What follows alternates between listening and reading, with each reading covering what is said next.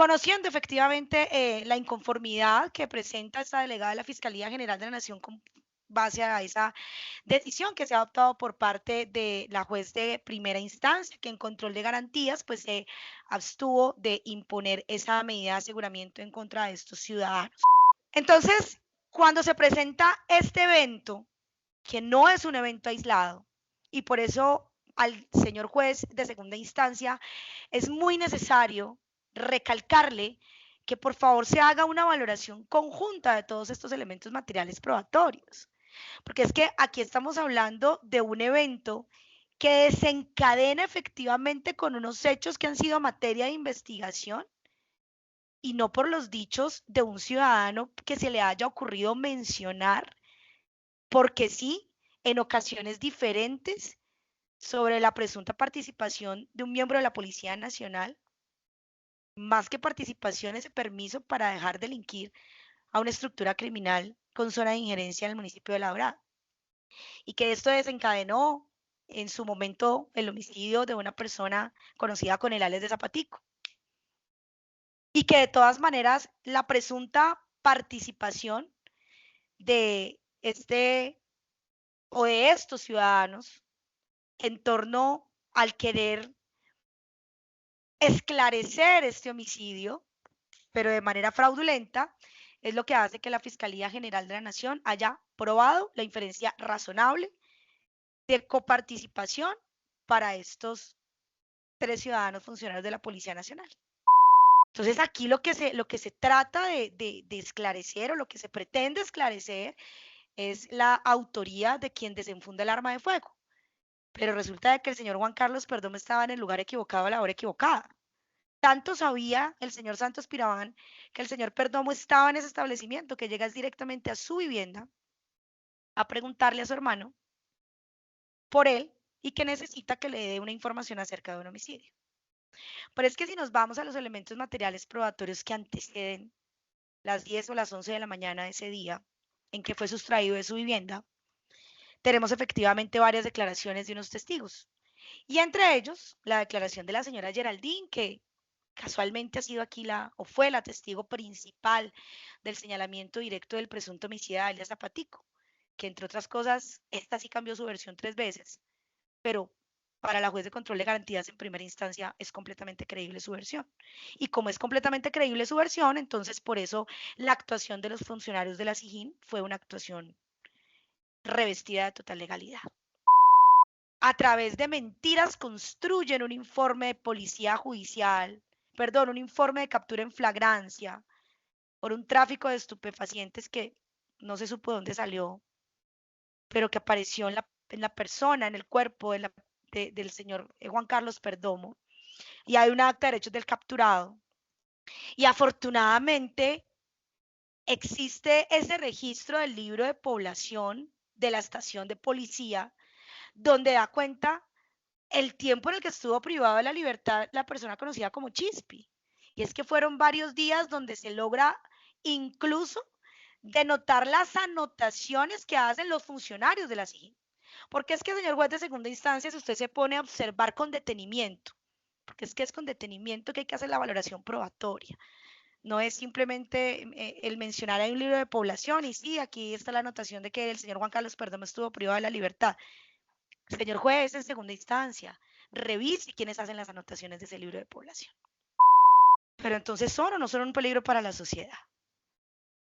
Es una contradicción bastante grande, señor juez de segunda instancia, y es aquí donde la Fiscalía General de la Nación pues no comparte efectivamente la decisión contradictoria emitida por parte de la juez de primera instancia, porque pues es que no basta con tomar una decisión cuando se está dando realmente más que el crédito, la credibilidad a unos elementos de convicción y contraponerlos a unas condecoraciones y a unas medallas que vamos a ver efectivamente con el trasegar de este proceso penal. ¿Cuántas de esas felicitaciones y condecoraciones fueron legítimas? Y aquí, por lo menos esta audiencia pública supo qué pasó con el homicidio de Zapatico. Y que la persona que fue capturada como el autor material del homicidio de Zapatico Señoría, una Señor moción de quedó orden, por absuelto. favor. Su señoría, por favor, yo le pido que este señor no me interrumpa más. Que Yo anda creo que ya ha repitiendo sido lo mismo suficiente. hace una hora. Qué ¿Cómo nos pena con vamos a usted, quedar señor toda la abogado, tarde pero yo esperando que esta tengo mi señora repita y intervención, repita y mi tiempo repita? de intervención y yo veré lo Tiene que que digo y cómo respetar lo digo. también a la audiencia. Respete usted también, señor. Qué pena con usted. Y señora juez, fue lo Doctores, primero que le pedí. por favor, mantengamos la compostura. Por favor, que Pues este señor me deje primero, terminar mi intervención. primero Señoría, estoy que levantando la mano hace rato. sí, doctor, muchas gracias pues por tener por lo menos la preocupación de levantar la mano. Pero lo mismo, doctor, volvemos a la misma recomendación que le hice en horas de la mañana. Si no la dejamos realizar su argumentación tranquilamente, pues más nos vamos a demorar en esto. Es que no Yo la sí podemos les pido, soportar lo que ella quiera porque está repitiendo una y otra cosa y lleva 2 horas en la misma Problema repetición, mío, señor señoría. abogado. Yo veré lo que hago, lo que hablo y lo que doctora, por repito. favor, compostura, por favor. Aquí, no, yo no entiendo desde el principio por qué se toman esto como personal. Cada Que me quien deje terminar. Que me deje cada terminar. quien haga su rol como es, pero con mucho respeto, con mucho decoro. Es que somos personas adultas, no somos niños peleando en una audiencia. Entonces yo sí le pido por parte y parte que se comporten a la altura de la audiencia. Solo es eso. Entonces, sí les pido también que respetemos la intervención de cada uno y ya en su réplica pues tendrán la oportunidad de decir lo que les haya quedado inconcluso, les haya generado dudas, con lo que no estén de acuerdo y etcétera. Entonces, sí les pido por favor pues más de todo en esta audiencia, sobre todo de compostura y mucha decencia para hablar en esta audiencia, mucho respeto para los demás, no solo para la persona a la que se están dirigiendo, sino para los demás asistentes que estamos en ella. Muchas gracias. Por favor, continúe, señora fiscal, y les ruego el favor no interrumpirla más. Fiscal. Señoría, entonces, ¿qué es lo que tengo que decir? Entonces, ahorita me tienen que direccionar el discurso. Quiero saber qué es lo que tengo que mencionar y cómo tengo que sustentar mi recurso. Porque es que este No, señor es doctora, yo el no le único, puedo decir ni cómo lo tiene que pero este sustentar, ni señor, cómo por lo favor, tiene que entonces que no me justificar, interrumpa más. Doctora, ya dije lo propio, no se enfrasque en peleas, por favor, continúe. Por favor, que No se no me enfrasque. interrumpa más. Y qué pena con usted, mi doctor, pero lo que tenga que decir, lo voy a decir las veces que sean necesarias. Y como seguimos con el hilo, pues voy a volver a repetir lo que estaba diciendo. Peso más para la juez de control de garantías las felicitaciones y las medallas y los reconocimientos que se les hizo a los policías, más que el haber ella misma mencionado que efectivamente sí representan un peligro para la sociedad e incluso para la institución que representan. Pero así como la misma jueza de garantía lo mencionó en su momento, ¿es o no es? Y máxime cuando se trata de tomar este tipo de decisiones que afectan, pues de alguna manera, la integridad de las actuaciones que deben ser claramente desplegadas de forma legítima en la actuación de un funcionario público. Considera esta delegada que tiene que haber alguna consideración porque con mayor razón se debe dar el ejemplo al momento de actuar de manera legítima en el ejercicio de las funciones. Entonces, que porque tenemos un uniforme verde oliva, entonces vamos a tener más consideración que cualquier otra persona que desde la inferencia razonable se está demostrando que está al parecer cometiendo una conducta delictiva, entonces tenemos que ser más lapsos en ese pedimento, porque es que esto no se lo ha inventado la Fiscalía General de la Nación ni los funcionarios que desde el año 2021 vienen investigando estos hechos. Y efectivamente solicita que se revoque esta decisión de primera instancia respecto a imponer unas medidas no privativas de la libertad porque no son suficientes para el cumplimiento de los fines constitucionales. Es que recordemos, señor juez, que la libertad de todos estos ciudadanos representan un peligro para la misma institución a la que representan. Y si representan un peligro para la Policía Nacional, pues representan un peligro para la misma sociedad colombiana. Solicita a la Fiscalía General de la Nación, pues se revoque en su totalidad las decisiones y más allá de la valoración probatoria es revisar efectivamente en conjunto que la petición de la Fiscalía es la adecuada, es la razonable y es la proporcional para que efectivamente se logre cumplir con los fines constitucionales que están en riesgo y que delatan de manera inminente esa necesidad de que la sociedad pueda estar protegida, de que la sociedad pueda estar tranquila y que de alguna manera ha confiado en funcionarios de la Policía Nacional que han decepcionado su confianza. Esa es la intervención de la Fiscalía General de la Nación. Todos los elementos materiales probatorios que la Fiscalía aporta hacen parte de la investigación que nace de la captura ilegal del señor Perdón, no de la muerte de alias Zapatico, no de los vínculos de alias Sisi. No es un caso aparte. Y es que claramente aquí sí se evidencia un entramado, porque es que nadie hace capturas ilícitas porque sí. No se engaña a los jueces y a los fiscales porque sí. El caso no está dividido en 2 ni en 3. Es todo en un conjunto y es así que se debe valorar, todo en contexto, no de manera fraccionada. Por ese motivo que la defensa apoya los argumentos de la Fiscalía y le solicita al juez de segunda instancia se valoren detenidamente los elementos materiales probatorios aportados por la Fiscalía en conjunto y de manera acuciosa y por consiguiente pues, se acoja a la solicitud de la Fiscalía. Eso es todo, señoría. Muchas gracias. Cuando se trata de las audiencias iniciales como esta, incluida incluso la orden de captura que se emitió para que se dieran estas capturas, pues en cada etapa se va haciendo una exigencia mayor y para unas órdenes de captura, para legalización de captura, pues de la misma que es cumplimiento de las garantías fundamentales y el debido proceso, para la formulación de imputación, que es una comunicación. Esos elementos pueden ser muy mínimos, pues mínimos para efecto de hacer esa vinculación, más o menos una expectativa de que puedan estar participando o realizando o haber realizado una actividad delictiva, pero para la imposición de una medida de aseguramiento, que es una privativa de la libertad, que es una restricción como suelo decir, el segundo derecho fundamental después de la vida, sí tiene que tenerse unos elementos que le den fuerza, validez a esa restricción de la libertad, porque también tenemos conocimiento que se trata de una excepción, porque perfectamente pues, se puede también asumir un proceso estando en libertad. Pero precisamente por eso se hacen esas evaluaciones o valoraciones desde la constitucionalidad. Entonces, sí es muy importante tener en cuenta, señor juez de segunda instancia, que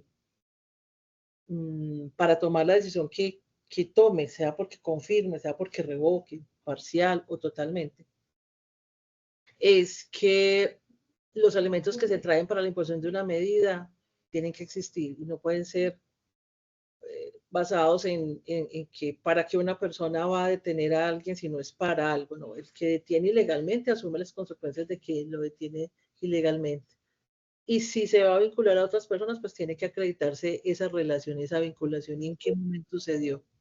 Y yo creo que aquí eso no existe. Entonces, por eso considero entonces que teniendo muy en cuenta esos puntos, la decisión que se tome en segunda instancia va a ser la idónea, la que corresponde, pero sí resaltando lo que acabo de decir, no es más. Continuamos con el abogado de Santos Steven Piraván Martínez, como no recurrente, doctor Daniel Joan. Muchas gracias, señoría. Efectivamente, como no recurrente y como quiera que la Fiscalía ha señalado que se hizo un análisis fragmentado y se insiste por parte de la titular de la acción penal que debe hacerse un análisis en conjunto. Atendiendo esa invitación y esa teoría, pongo de presente que mi intervención será así, en conjunto. Pues solo haciéndolo así es que se puede realizar ese contundente respaldo al auto emitido el día de hoy, al punto de que se tornará inamovible la decisión. Y para ello parto de la frase que usa el señor magistrado Mauricio Fernando Rodríguez Tamayo cuando hace las veces de segunda instancia por allá en la Comisión Nacional de Disciplina, cuando le toca atender recursos de apelación, citando a la Corte Constitucional en la sentencia SU 418 del 2019 al indicar, abro comillas, la apelación no debe convertirse en el instrumento a través del cual se pretenda probar suerte ante el juez superior, sino que solo debería acudirse a ella en aquellos supuestos en los que existan elementos sólidos que den cuenta de que el juzgado de primera instancia incurrió en una equivocación, cierro comillas. Así las cosas, surge entonces el problema jurídico. ¿La doctora Andrea incurrió en una equivocación o no? Pues para resolver ello debe evaluarse los supuestos errores que dice la Fiscalía haber percibido y que en realidad solo existen en el mundo de la imaginación, porque la decisión está acertada base en lo siguiente. Primero, el recurso de alzada no está para dejar constancias que resulten siendo acusaciones abstractas y además peligrosistas, de lo que arranca indicando como una especie de temor, así lo entendí, de funcionarios de la Fiscalía y de la DIJÍN, que consideran que por haberse adoptado una decisión no privativa de la libertad, entonces se puede aducir que quienes están llevando el caso estarían en una situación de peligro o similares. Esa fue como su preámbulo. En tanto que si esa hipótesis eventualmente fuera así, pues no es el juez del circuito quien deba solucionar esos asuntos. Para eso la Fiscalía cuenta con grupos especiales de seguridad y eventualmente se podrá acudir a la Unidad Nacional de Protección, pero no ventilar esas cosas por vía de recurso de apelación, porque ello no es tema de debate, no hizo parte de la decisión adoptada por parte de la primera instancia y no puede utilizarse esa manifestación como un plan B para afectar la psiquis del fallador del circuito por vía de lo que parecería la victimización. Y no voy a profundizar ese punto en tanto que se ha dicho que existió un panfleto y que había una decisión tomada antes de iniciar la audiencia. Aspectos que si la Fiscalía considera pertinente, pues puede crear una noticia criminal independiente, adelantar la investigación que considere, pero no mezclar esos asuntos externos que no se trasladaron a nadie en el debate, que la señora juez no tuvo en sus manos antes de emitir el auto, y por lo tanto no puede permitirse que se desnaturalice el trámite y principio de limitación que tienen los recursos de apelación. El segundo aspecto es que la propia Fiscalía pues reconoce en su intervención que solo imputó el delito de concierto para delinquir a uno de los imputados solamente, refiere al capitán Salgado, y que no a los demás, pero ello en vez de favorecer su recurso resulta siendo, en términos populares, una autozancadilla de su propio actuar investigativo, en tanto que esa manifestación lo que hace es confirmar el axioma aristotélico utilizado por la judicatura según el cual una cosa no puede ser y no será al mismo tiempo. Y ello es porque se torna inexplicable el hecho de que de manera un tanto irresponsable, digo con mayor de los respetos, se diseña y se presenta un organigrama delictivo que revela una estructura existente con una cabeza visible, con que estaría Salgado, que ahí se desprende Piravani, que ahí se desprenden unos patrulleros, y entonces pues no es cierta la afirmación de la Fiscalía según el cual la juez habría confundido a la audiencia a términos de la Fiscalía, haciendo creer que todos estaban cobijados por un concierto. Al contrario, lo que hizo el Juzgado de Control de Garantías es precisamente evitar esa confusión que genera la Fiscalía cuando le habla de concierto a uno, pero presenta el renombrado organigrama con fotos de todos bajo un rótulo que dice colaboradores de la empresa criminal, sin que realmente lo sean. Por ende, en ese acto de imparcialidad y objetividad, el auto emitido tuvo que resaltar precisamente eso, que no existe un vínculo entre el Clan del Golfo y el grupo de la empresa, y mucho menos entre ellos y la Policía Nacional, de tal suerte que la ciudadanía tenga la tranquilidad de que la decisión se adopta con base en un análisis serio de que esa famosa estructura pues no existe. Lo que hizo la señora juez fue, de hecho, hasta ir más allá y criticarle a la Fiscalía esa extraña situación en la que ese organigrama falso, esa estructura inventada, se resulta exhibiendo en los medios de comunicación antes que a los mismos participantes de la audiencia. Tanto así que yo personalmente me vine a enterar de los medios de conocimiento, primero por la prensa que por el traslado que se remitió por parte de la Fiscalía. Por eso, hasta en eso le asiste razón a la señora juez en esa crítica que realiza al respecto. El tercer punto que demuestra que la decisión es acertada es que la Fiscalía no puede considerar que porque la señora juez usó solo lo que sería un interrogatorio, en vez de usar el más reciente, que sería el de alias Titi, que era el que la Fiscalía quería que utilizara, entonces que ello se convierta en una especie de prohibición que impida que la señora juez construya la decisión de ratificar la libertad de los imputados usando un interrogatorio y no otro.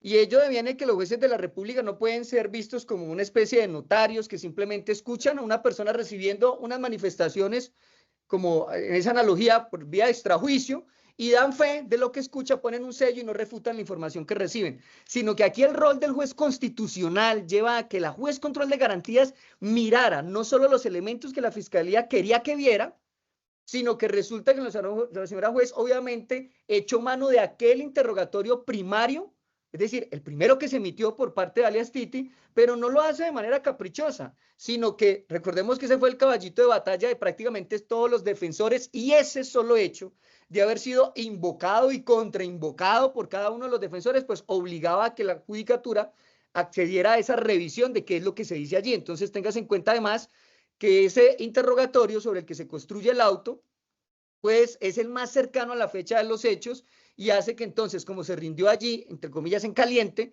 pues la mente estaba más fresquita y brindaba una mejor calidad de información.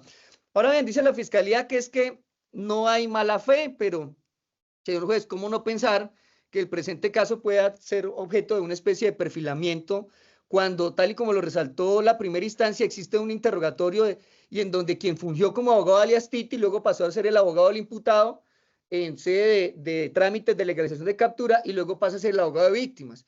Y fue allí esa persona quien en ese interrogatorio supremamente extraño interroga, dicta respuestas y básicamente dirige la diligencia bajo la mirada pasiva de quien lo recibe, a tal nivel que, como lo recalcó la señora juez cuarta, hasta tiene que ser atajado por el declarante. Entonces, obviamente, la señora juez pues dice que no hay esa inferencia razonable porque con esa forma de construirla, obviamente, eso se convierte en una especie de castillo de naipes. Me refiero a por el peso. Justo por eso es que cuando se le dio prioridad a ese interrogatorio sobre los siguientes que hubiera emitido el mismo testigo, pues con fines pedagógicos, y aunque a la señora fiscal no le gustan esas analogías, eso que ocurrió en la recolección de elementos es como cuando un testigo tiene un mapa en la mano, el mapa se lo suministra a un guía, y entonces ya con ese mapa, entendido como el interrogatorio amañado, pues de ahí en adelante el testigo se memoriza ese mapa y de ahí en adelante inicialmente pues puede andar, transitar sin ese guía que fue el que le entregó el mapa, ya se lo aprendió de memoria. Entonces los demás interrogatorios resultan siendo como limpiar ese interrogatorio con errores, pero ya con las respuestas memorizadas. El cuarto aspecto para considerar que debe mantenerse en firme la decisión es que pues que allá en ese proceso de Chispi, pues prácticamente la fiscalía perdió y que por lo tanto entonces eso por sí solo demuestra que la actuación de los policías no fue juiciosa, sino que fue tan mal hecha que generó que la persona fuera absuelta. Y eso pues, debo decirlo, no depende de los actos de investigación que hagan X o Y policías, ni existió un entramado o no, ni si existen irregularidades. Todos conocemos que en el transcurso del proceso pueden ocurrir muchas cosas, hasta una mala petición en una preparatoria que lo deja sin pruebas para juicio, unos malos interrogantes en juicio oral y un sinnúmero de posibilidades que hace que esa falta de habilidad pues genere esos resultados de que no se logre el objetivo pretendido. Y no puede decirse es que es por culpa de los policías que iniciaron esta actuación. Y por eso la juez cuarta entonces está equivocada al decir que hicieron un trabajo juicioso. No, aquí vemos de hecho que hay serias falencias en esa misma, vista la fiscalía como una entidad. Y es que a la señora juez le toca hasta decirle o ilustrar a una de las partes sobre cuáles son los recursos que proceden frente a una decisión que todos sabemos cuáles son los recursos ordinarios porque pues venimos con una experiencia en nuestros campos. Entonces pues con esa calidad académica o esa habilidad pues no se va a poder ganar un caso en otro lado. Eso como por mostrar pues que no depende esto de los policías, sino de la destreza de cada sujeto procesal. Un quinto aspecto es que dice la señora fiscal, aquí la juez falló porque no tuvo en cuenta una declaración por ahí de un mayor de Anserma Caldas y que entonces por eso la juez está equivocada. Pues resulta que no está equivocada, al contrario. Lo que pasa es que la señora juez delimitó en su auto el asunto a aquello que fue objeto de imputación. Entonces, si se traen, así sea en un tema de contexto o se hace alguna mención a situaciones ocurridas en Anserma, pero nada de eso fue objeto de la imputación, pues la señora juez lo que hizo fue no tener en cuenta esas manifestaciones que se hayan hecho sobre unas circunstancias de tiempo y modo y lugar diferentes a las que le son enrostradas a estos policías. Ya si hay una novedad en Anserma, pues tendrá que ser objeto de una adición de imputación tal vez, y solo así tendrá que evaluarse si eso que ocurrió en Anserma, que entendí que era como un tema de que se permitían como el hurto de unos establecimientos de comercio, pues eso será objeto de otra investigación y allá tal vez tenga algún nivel de relevancia lo que haya dicho un señor mayor de Anserma. Ninguno de los procesados fue señalado de novedades en Anserma, por eso es válido que no sea tenido en cuenta. Y eso no tenerlo en cuenta no significa que vaya a ser un motivo que permita revocar la decisión, porque al contrario sigue siendo acertada.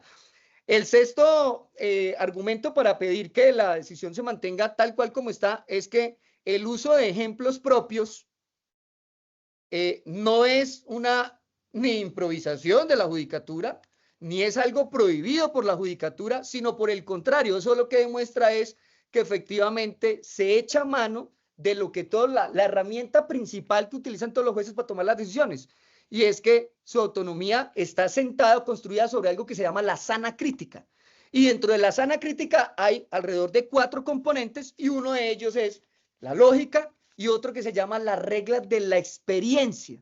Por lo tanto, traer a colación una experiencia personal de un servidor público, de cómo maneja su despacho y de cómo tiene ese contacto con algunos funcionarios, y traerlo como argumento para la decisión. Lo que yo percibo es que se trata de un ejercicio pedagógico, que precisamente ahora la ley recién promulgada, la que reforma la estatutaria de la justicia, dice que las decisiones judiciales deben emitirse en un lenguaje comprensible. Entonces lo que veo que se está echando mano de unos ejemplos para que se pueda percibir con mayor claridad, no solo por los sujetos procesales, sino por la ciudadanía en general, el por qué una llamada entre un funcionario público y otro, que son compañeros de trabajo, se torna normal. Y se torna normal al punto que la propia judicatura dice que en su propio despacho también aplica eso. Entonces, ¿eso qué es? Sana crítica, eso no está prohibido.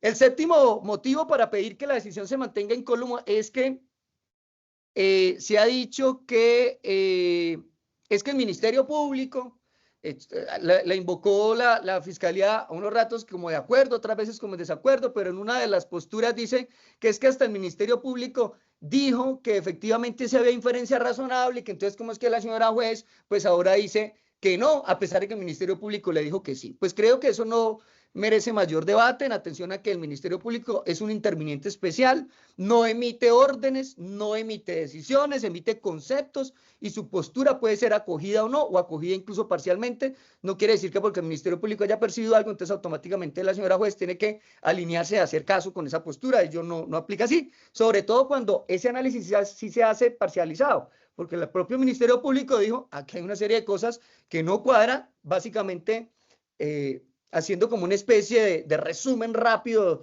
de lo que dijo el Ministerio Público. Titi dice de todo, pero cuando se le piden datos puntuales, ahí se queda corto. Entonces eso también hay que tenerlo en cuenta cuando se refieren al Ministerio Público. El octavo motivo para mostrar que la decisión es acertada es que el interrogatorio, se ha dicho aquí, es que la juez está equivocada porque hay un interrogatorio que fue filmado y en su momento procesal oportuno se los voy a mostrar y voy a mostrar con eso que no había sesgos.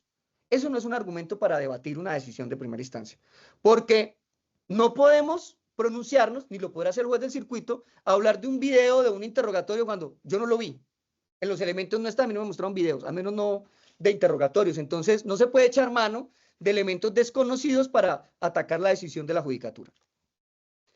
El noveno aspecto que genera que se sigue insistiendo en mantener la decisión es que se dijo que es que la señora juez mencionó mucho las contradicciones de Leo y entonces pues que esas críticas a Leo y que se quedó como ahí y que entonces pues que eso estaría como equivocada por ese lado la señora juez. Y resulta que aquí lo que no se puede perder de vista, señor juez del circuito, es que pues es muy fácil, ¿no? Ir a la fiscalía con el propósito de ganar beneficios, y aquí es importante traer a colación por allá el argumento del representante de víctimas cuando nos alcanzó a decir, es que Titi está en unas negociaciones con la fiscalía y una mesa pendiente de si lo acoge y le da como unos beneficios. Pues qué fácil es que se le dé por parte de la fiscalía credibilidad a Titi cuando Titi dice que se entera de todo y sus testigos de sus manifestaciones son justo personas muertas. Es decir, impide que haya esa corroboración periférica y por lo tanto, pues no se le puede exigir a la señora juez que le dé credibilidad a esas situaciones cuando son señalamientos a diestra y siniestra, pero sin corroboración. El décimo aspecto es que la señora fiscal dice que la juez valoró de manera fraccionada y tergiversada los elementos, que porque no tuvo en cuenta unas interceptaciones que darían cuenta del grado de cercanía de los procesados con uno de los imputados, de los procesados con alias Titi o con los miembros de la organización. Y ello tampoco es cierto, porque la señora juez sí se refirió a esas labores telemáticas. Lo que pasa es que no iba a hacerlo poniéndose a leer renglón por renglón, sino que fue directamente al grano. La señora juez, de una manera práctica, expresó que sí habían unos registros de llamadas, pero que resulta que al comparar esos registros de llamadas con los números de los policías, al punto que se refirió a unas resultas, a unos análisis link, pues se encontró que no había esa correlación, esa conexión entre los números de unos con los otros. Entonces, independientemente de que haya por ahí una interceptación, donde una persona al margen de la ley diga que es amigo de X o Y policía y que vive charlando con él, que lo tenga hasta en los elegidos, vamos a irnos a esa exageración, que lo llama todos los días, pues la señora juez, ¿qué hizo? Vamos a determinar si eso es cierto. ¿Cómo? Pues registro de llamadas, análisis link, eso está, no está. Por eso quiere decir esto, que sí se refirió a ese aspecto puntual de esas sábanas de llamadas o análisis link, entonces ese argumento se cae por su propio peso.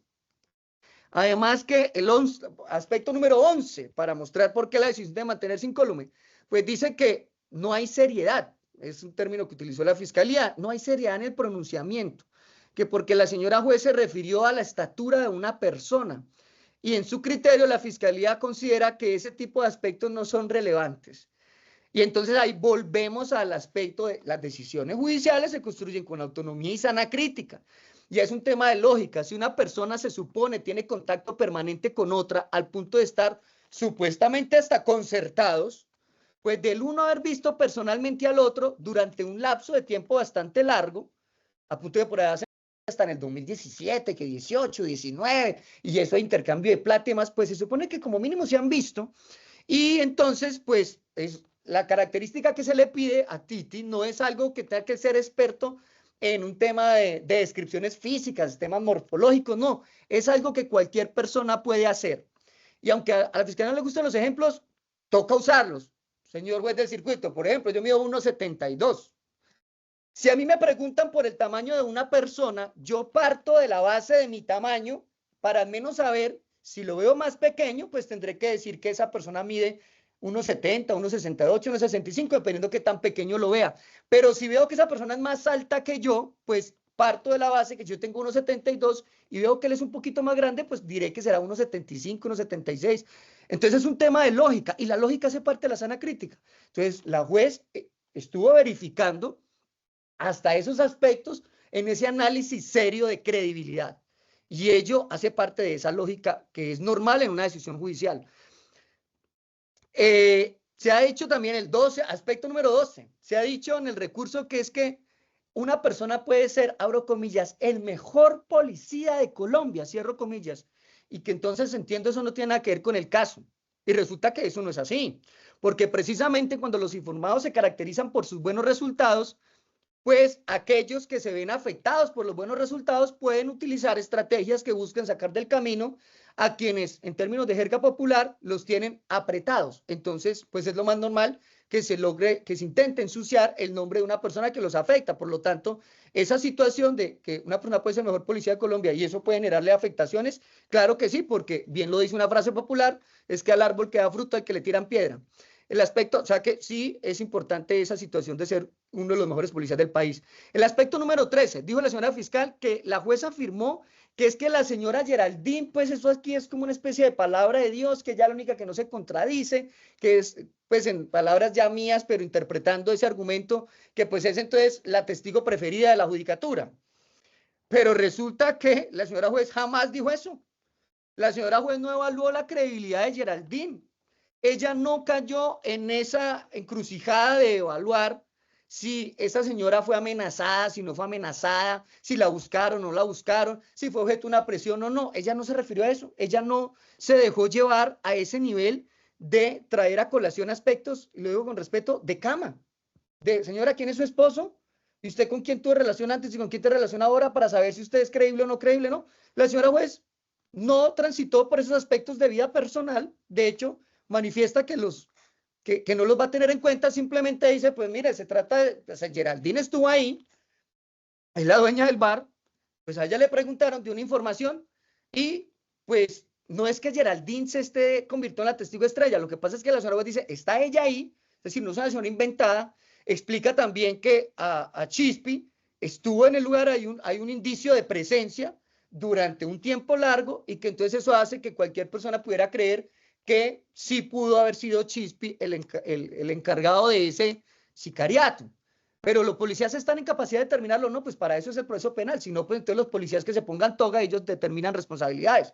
Entonces la señora juez lo que hace es eso y dice, ojo, no fue el único acto que se realizó por parte de la policía, porque hubo más situaciones, se refiere a un análisis de video, se refiere a un análisis fotográfico, y entonces esto ¿para qué lo traigo a colación? Pues para mostrar que aunque si bien ese argumento iría relacionado con los policías de la CIN, pero como es que dicen que Piraván tenía como una especie de complot con ellos, entonces por eso me veo obligado a referirme a eso. Pero la decisión de la juez de primera instancia es acertada porque dicen que, ojo, no es solo Geraldine, hay una serie de actividades que son aparentemente normales, lo que habitualmente ocurre cuando se presenta una situación de homicidio, tanto así que echó mano de un reporte de una riña que se presentó y que por lo tanto eso le permite al menos en esta hipótesis inicial, en estas primeras audiencias, descartar que se tratara realmente de unos policías que estuvieran cuadrados por la organización.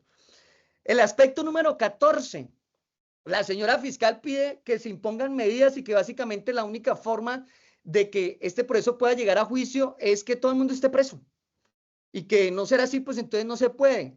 Y entonces ruego al señor juez de circuito que, aunque no lo menciona, tenga muy en cuenta que la señora juez construyó su decisión, aunque no lo etiquete, aunque no diga radicado número tal, proceso de fulano contra fulano, la esencia de su decisión la encontramos en decisiones de la Corte Interamericana de Derechos Humanos.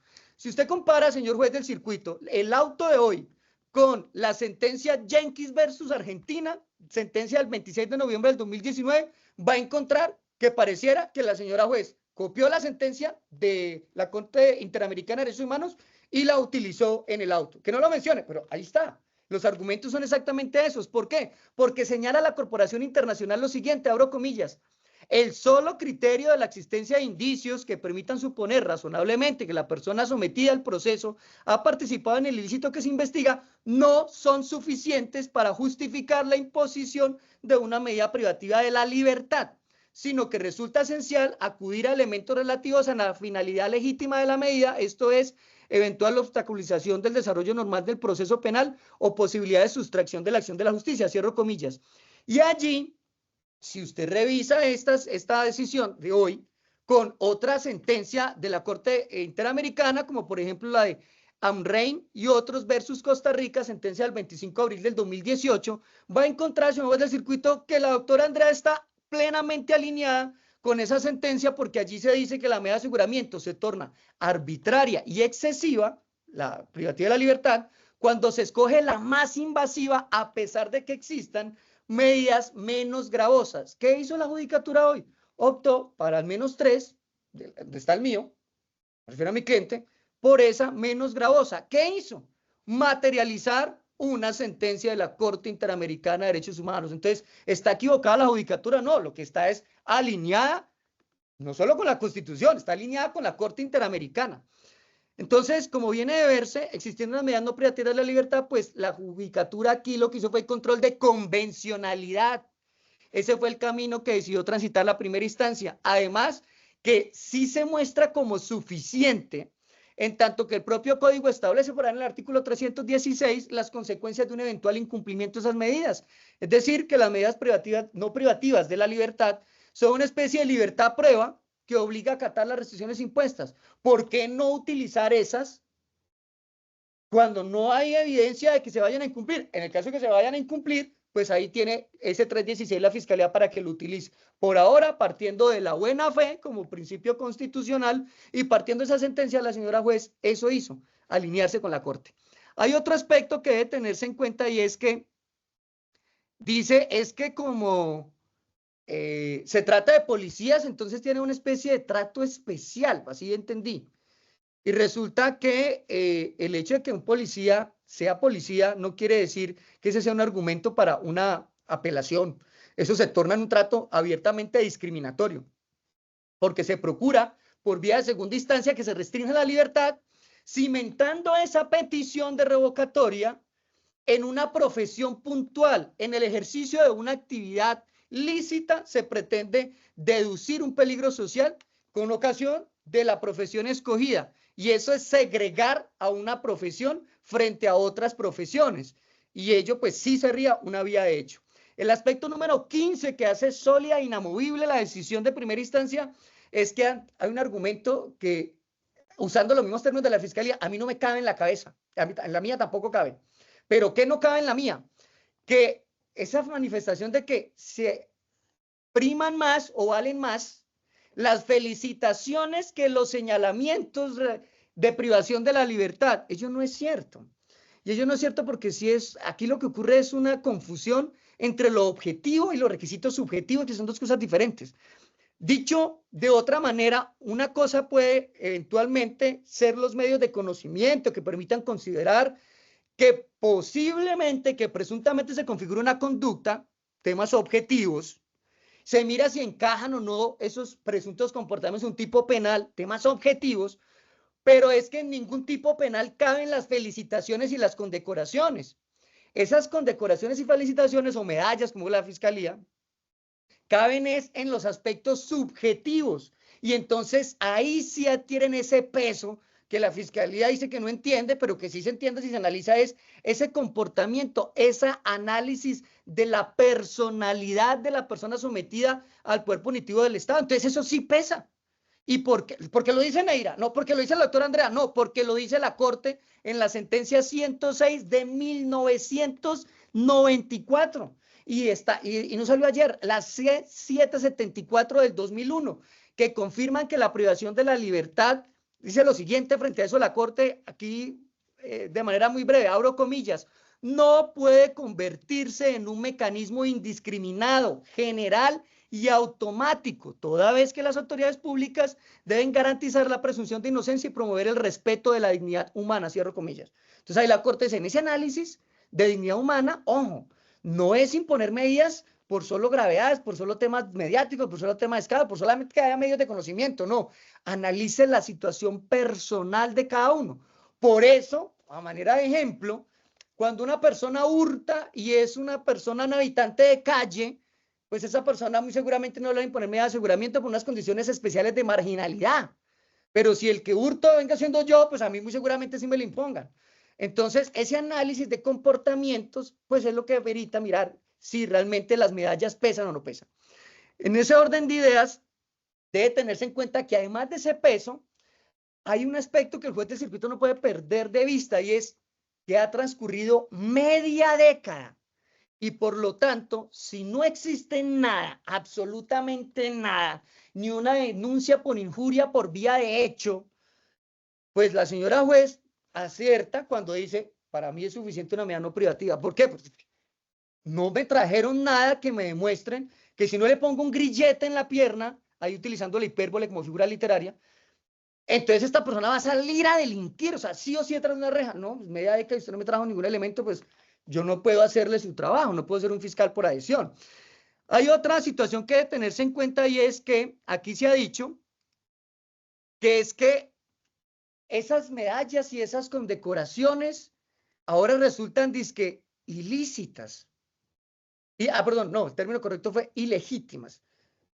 ¿Y cuál es, señor juez del circuito? Yo le invito a que usted me diga en su auto, y hasta acompañaría yo a mi cliente en la reja. Si me llega a decir cuál de los elementos, a convicción lo haría. Si me llega a decir en cuál de los elementos aparece al menos un indicio de que alguna de esas felicitaciones, medallas, condecoraciones o como quiera que se le llame, fue obtenida de manera fraudulenta. Aquí no podemos ir a esa irresponsabilidad, ese apasionamiento de decir que es que vaya uno a saber cómo las obtuvieron.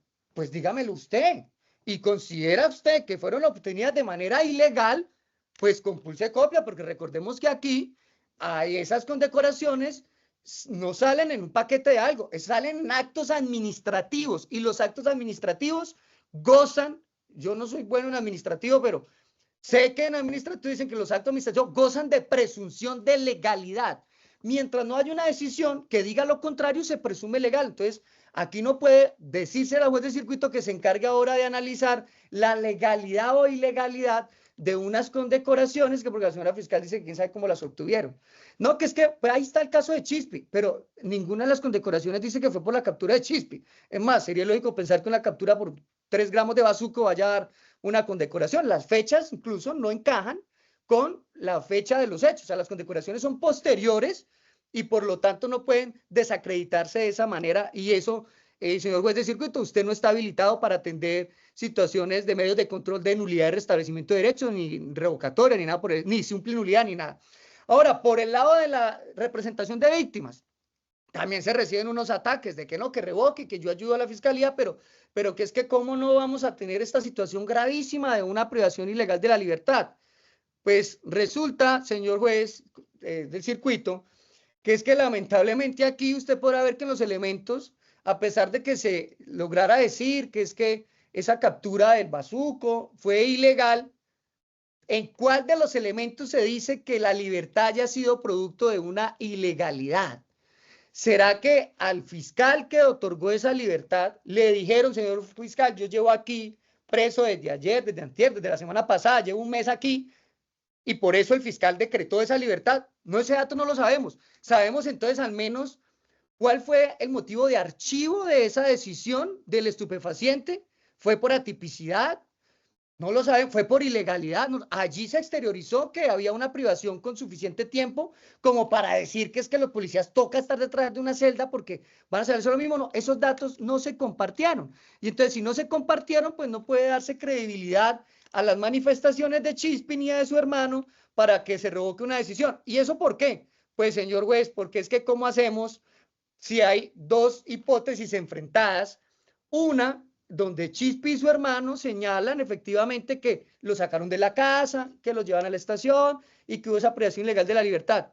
Pero ¿basta solo eso? No, resulta, señor juez, que si usted le lleva la idea a la fiscalía y acepta esa invitación de revisar los elementos, pues allí va a encontrar que precisamente uno de esos testigos estrella con los que se pide la revocatoria de la decisión adoptada para que se imponga medida, pues es Chispi y su hermano. Y resulta que el hermano de Chispi ve audiencias imaginarias. Si se revisan los elementos, ahí se va a encontrar que esta persona dice que existió una audiencia de control de garantías que declaró la ilegalidad de una captura por estupefacientes.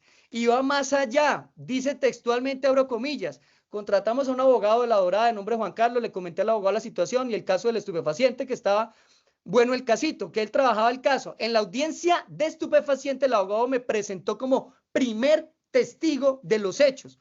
La juez empieza a indagar sobre la captura de estupefacientes a mi hermano, a esa la declaran ilegal y que compulsaban copias a los policías que habían hecho esa captura. Dan un receso de 15 minutos y salgo de la sala, cierro comillas. Señor juez, lo invito, juez de circuito, que revise dónde está esa acta de la audiencia imaginaria. No existe. Pero es que compulsa de copias, ¿dónde está? No existe. Que primer testigo en la audiencia de control de garantías. ¿Pero cómo? Si no hubo ni audiencia. Entonces, le queda muy difícil a la judicatura poner una medida más restrictiva, una medida invasiva, cuando los elementos que le llegan son de ese nivel, de esa calidad, de gente que se inventa audiencias. Y por lo tanto, entonces, pues si hasta la compulsa es imaginaria, pues ¿cómo hacemos? De hecho, es el propio abogado Juan Carlos Sánchez Gómez, como representante de víctimas, quien desacredita a los propios testigos de la fiscalía, lo que llamamos en términos militares fuego amigo. ¿Y por qué? Porque el propio Juan Carlos, en la audiencia de solicitud de imposición de medida, decisión ahora que se va a revisar, pues le toca corregir a la fiscalía y dice, venga, señora fiscal, qué pena, pero es que la audiencia que usted dice, esa audiencia no existió. O sea que la fiscalía es la que está inducida a error, pero no por cuenta de los policías, por cuenta de esos testigos que se inventan audiencias. Y ya para finalizar, no volverme cansón, pues hay una última invitación, el aspecto 16 de por qué la decisión de mantenerse en firme. Y es que le dice, señor juez, lo invito a que revise las anotaciones de los libros. Genial. Esa invitación, me acojo a esa invitación, pero no para que revoque, sino para que vea por qué la decisión se mantiene en firme, porque va a encontrar que ninguna de esas anotaciones fue realizada por el teniente Piraván. Allí lo que va a encontrar es que esas anotaciones, en vez de generar que una mayor fuerza de una teoría, lo que hace es que nos muestra que lamentablemente había un muy mal equipo de trabajo en el tema de Piraván, porque allí encontramos que hay un uniformado que es el que realiza las anotaciones y que lamentablemente registra en el libro unos aspectos que demuestran que no se ubica ni en tiempo ni espacio. Tiene serios problemas de ubicación en el calendario que perjudica a sus compañeros. Y me refiero a que, por ejemplo, Yoruba, dentro de esa invitación que le hace la Fiscalía, pues revisa el folio 356 del libro de población. Allí aparece una anotación que dice 27, oído bien, 27/07/2019 a las 22:01 horas. Dice, recibo servicio a esta hora y fecha. Recibo turno como auxiliar de información quedando enterado de las consignas y novedades. Dejo constancia que no hay libre de guardia. Firma Intendente Taborda Cardona Eduard. Cierro comillas. Recalco, anotación que dice a esta hora y fecha, recibo turno. ¿De cuándo la anotación? Dice que es del 27 de julio del 2019, o sea, una semana después de los hechos. Pues curiosamente, y el 7 está hecho así, tal cual, el palito con la raya en la mitad, que es imposible que uno diga, no, es que es un 4, es que es un 1, no, ahí se ve clarito un 7, de una caligrafía perfecta ese 7. Pues bien, en esa anotación, después de esa, aparece una anotación que vuelve al 21 de julio del 2019, dice que son las 23:18. Se devuelve una semana y allí en esa anotación es la que se utilizó para la decisión. Y dice que la anotación donde sale Perdomo de las instalaciones. ¿Quién hizo la anotación? Taborda, el que estaba perdido en el calendario. Y dice allí que Perdomo, que sería Chispi, sale por orden de Piraván. Y entonces resulta que allí se encuentra el por qué a la juez le toca tomar una decisión la menos invasiva. Pues porque es que resulta que mientras Chispi y el hermano dice que lo condujo el teniente, una patrullera Jennifer y el otro muchacho, la anotación dice que la conducción la hicieron fue unas personas totalmente diferentes. ¿Quiénes? Dice Villegas e Hincapié. No aparece Jennifer Arenas ni aparece Ospina Capera. Entonces, con esas dudas que no fueron resueltas, pues obviamente toca transitar por el camino menos doloroso. Entonces, allí que hay unas inconsistencias en los libros, inconsistencias que afortunadamente la Fiscalía es la que lo invite al juez a que las verifique. Y entonces allí también hay otra novedad, y es que mientras los testigos dicen, es que resulta que llegó un carro de la policía y se llevó a Chispi hasta la estación. Señor juez, ¿pero cuál carro? Si carro no hay.